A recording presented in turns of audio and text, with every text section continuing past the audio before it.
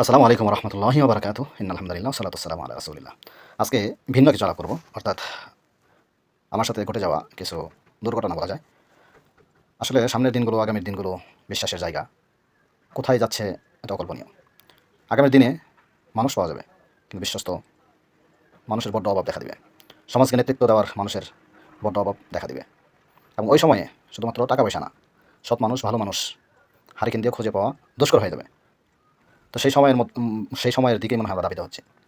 আমি খুব কাছের একজন মানুষ, তাকে আমি 10,000 টাকা কর্জা হাসানা দিয়েছিলাম। তিনি সেটা প্রায় 1 বছর সময় নিয়ে তিনি ভেঙে ভেঙে 1,000, 500 এভাবে সেটা পরিশোধ করেছিলেন। আরেকটা ঘটনা, যাকে আমি কর্জা হাসানা দিয়েছিলাম 1,00,000 টাকা 1 মাসের জন্য, 3 মাসের জন্য। অর্থাৎ দেওয়ার সময় বলেছিলাম যে 3 মাস পরে এই সময় আমাকে লাগবে। তো তিনিও আমাকে দিতে ব্যর্থ হয়েছেন। এবং সর্বশেষ আরেকটি ঘটনা আমার সাথে ঘটেছে, সেটা হচ্ছে আমার খুব কাছের, যাকে খুব বহুদিন যাবতীয় আমরা চিনি আর কি, দেশে যাওয়ার জন্য টিকিট কেটেছি।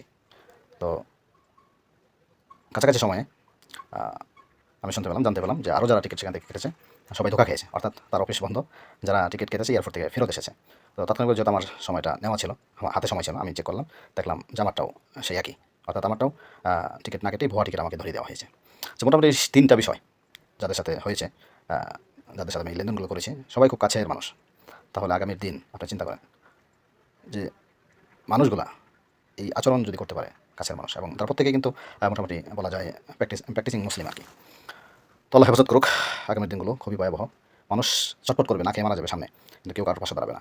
কেউ কাউকে বিশ্বাস করে অর্থ দিবে না।